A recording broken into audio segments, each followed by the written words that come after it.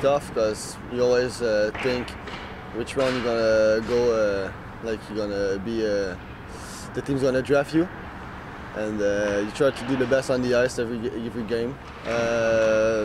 One scout talked to me, the Islanders. I do a test. That's just the only one for now.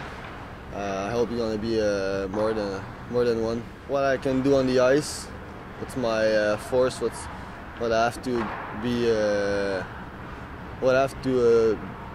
be better on the ice. Things like that. They want to know your family, a lot of things. A good forward can play defense and attack, but I think I can score some goals when score important goals, and that can be good for the team when you lose by one or when the game is tied.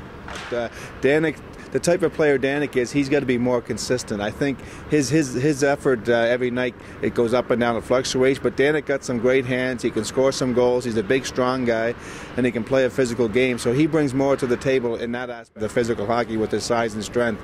But Danick has to be more consistent, coming in every night and showing up to play hard every night. And he's been very good the last 2 months. He's starting to get it. He's only an 18-year-old kid, obviously, with his draft year coming up. But he's been very good for us lately. And I told Danick, I said, both sides of the puck are very important. He likes to score goals. He likes to get more time in the power play.